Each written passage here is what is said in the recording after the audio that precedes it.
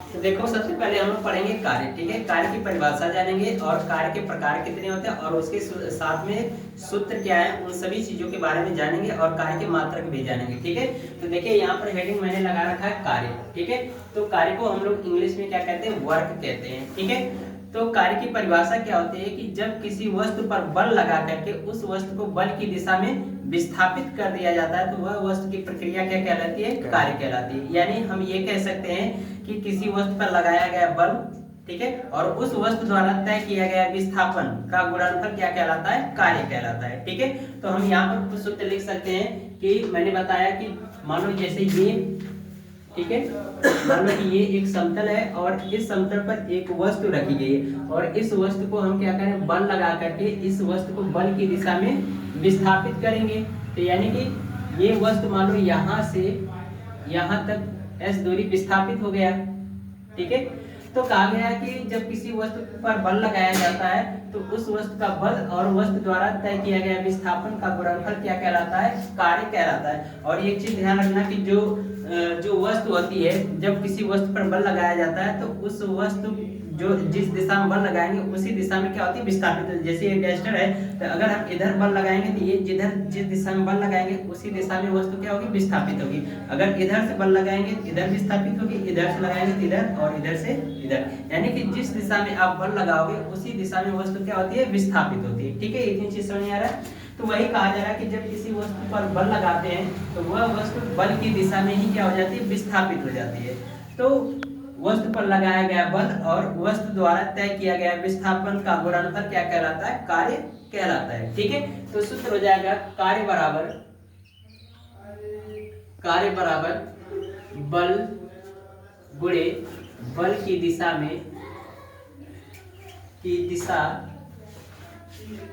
में विस्थापन। ठीक है, ये हमारा कार्य का सूत्र हो जाएगा। ठीक है, ये चीज समझ में आ रहा है, बात समझ आ रही। तो यहाँ पर अब हम लोग जानेंगे कार्य का मात्रक। ठीक है, तो यहाँ पर लिखेंगे कार्य का मात्रक, यानी कि मात्रक क्या हो जाएगा कार्य का। तो देखो, बल का मात्रक होता है न्यूटन, ठीक है, और इनटू बल की दिशा में विस्थापन किस में होता है, मीटर में होता है। तो इसका मात्रक हो जाएगा न्यूटन मीटर। ठीक है, या फिर इसका एक अन्य मात्रक होता है जूल। ठीक है, बात समझ में आ रही। ये जो जूल मात्रक है ये एसआई पद्धति में मात्रक होता है। ठीक है, एसआई पद्धति में कार्य का मात्रक क्या होगा, जूल होगा। अगर सीजीएस पद्धति में बात किया जाए तो इसका मात्रक क्या होता है, अर्ग होता है। ठीक है, ये चीज समझ में आ रहा है। अब इसके बाद हम लोग देखेंगे कार्य के प्रकार, यानी कि कार्य कितने प्रकार के होते हैं। ठीक है, तो यहाँ पर हेडिंग लगाएंगे कार्य के प्रकार। यहाँ पर हो जाएगा कार्य के प्रकार। ठीक है, तो देखिए जो कार्य के जो प्रकार होते हैं ये मुख्यतः कितने प्रकार के होते हैं, 3 प्रकार के होते हैं। एक होता है धनात्मक कार्य, एक होता है ऋणात्मक कार्य और एक होता है शून्य कार्य। ठीक है, यहाँ पर लिखेंगे धनात्मक कार्य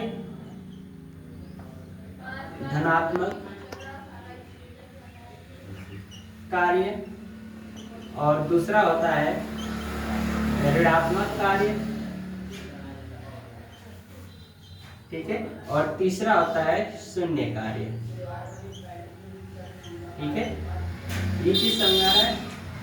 तो कार्य कितने प्रकार के होते हैं, 3 प्रकार के होते हैं। एक धनात्मक कार्य यानी हम कह सकते हैं पॉजिटिव वर्क, और एक होता है ऋणात्मक कार्य यानी नेगेटिव वर्क, एक शून्य कार्य यानी जीरो वर्क। ठीक है, तो अभी हम लोग ये इसके प्रकार के जो 3 प्रकार के होते हैं इसकी परिभाषा बाद में देखेंगे। सबसे पहले एक और हम लोग मोस्ट इंपॉर्टेंट डेरिवेशन देखेंगे, किसी एक नियत बल द्वारा किया गया कार्य। तो इसको रफ कर दे रहे हैं। ठीक है,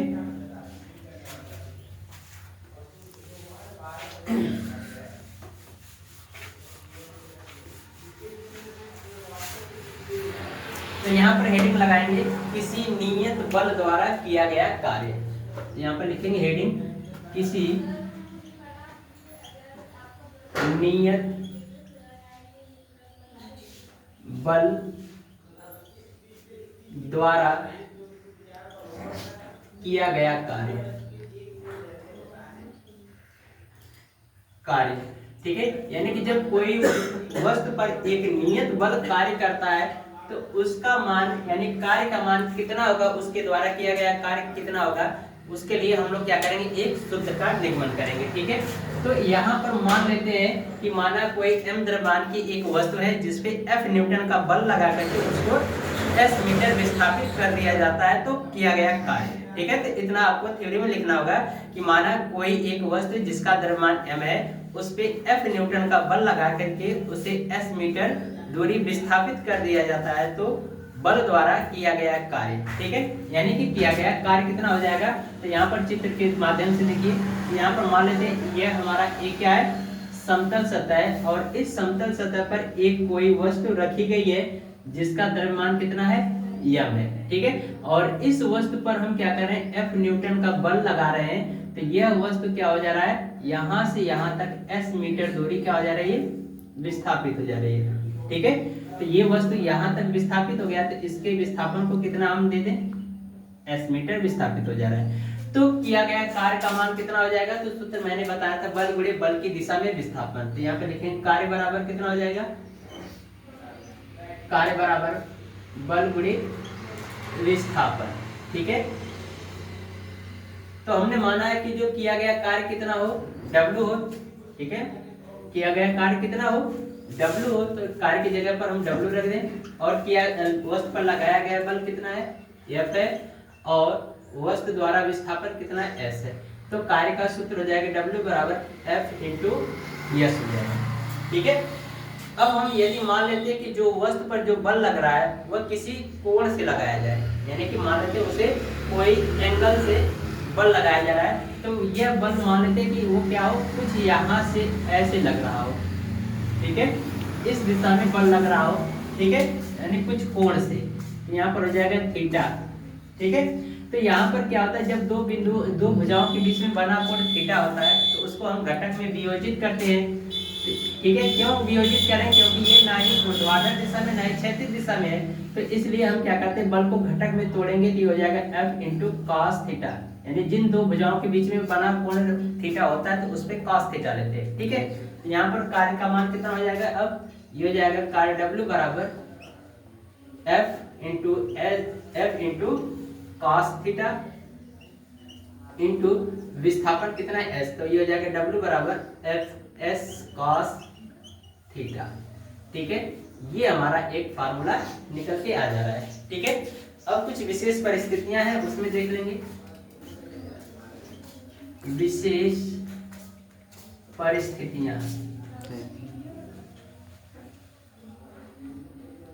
विशेष परिस्थितियां। ठीक है, तो विशेष परिस्थितियों में अब यहाँ पर देख लो, विशेष परिस्थितियों में हमने बताया था कि मान लेते हैं कि जो वस्तु पर लगाया गया जो बल है और बल की जो विस्थापन है, यानी कि जो वस्तु पर जब बल लगाया जाता है तो बल की दिशा और विस्थापन की दिशा यदि दोनों सेम हो, यानी कि मान लो कि इधर बल है और इधर विस्थापन, दोनों एक ही दिशा में कार्य करता है, तो यहाँ पर थीटा का मान कितना हो जाएगा, 0 अंश। तो यहाँ पर लिख सकते हैं थीटा बराबर 0 अंश। ठीक है, फिर इसी सूत्र में मान रख देंगे, तो ये हो जाएगा W बराबर कितना हो जाएगा, F इंटू S cos 0 अंश, और cos 0 अंश का मान होता है 1, तो यहाँ पर 1 रख देंगे, तो हो जाएगा W बराबर F इंटू S। ये हो गया एक फार्मूला। ठीक है, और फिर इसके बाद हम लोग यहाँ पर मान लेते हैं कि जो वस्तु का विस्थापन और लगाया गया बल दोनों क्या हो, लंबवत दिशा में, यानी कि विस्थापन इस दिशा में लग रहा है, हो रहा है, और बल किधर लंबवत है, तो यहाँ पर बना कोण कितना हो जाएगा, 90 अंश। तो अर्थात हम कह सकते हैं थीटा बराबर कितना हो जाएगा, 90 अंश। तो इसी सूत्र में मान रख देंगे, तो हो जाएगा W बराबर F इंटू S cos 90 अंश, और cos 90 अंश का मान होता है 0। ठीक है, तो यहाँ पर 0 रख दीजिए, तो हो जाएगा W बराबर F इंटू S गुणे 0। तो किया गया कार्य क्या आ जाएगा, 0 आ जाएगा। ठीक है, बात समझ आ रही। तीसरा जो है इसका देखेंगे, तीसरी पॉइंट विशेष परिस्थितियों में देखेंगे। मान लेते हैं कि किसी वस्तु पर बल लगाया जा रहा है लेकिन विस्थापन 0 हो, तब भी किया गया कार्य का मान क्या होगा, 0 होगा। तो मान लेते हैं विस्थापन कितना हो, 0 हो, तो इसमें मान रखिए तो हो जाएगा W बराबर F इंटू एस का मान 0 हो जाएगा और गुणे कॉस थीटा, गुणा करा देंगे पूरा पद का मान क्या हो जाएगा 0। ठीक है, तो ये चीज है। बाकी जो है हम लोग प्रकार की परिभाषा देखेंगे वो बाद में देख लेंगे। ठीक है।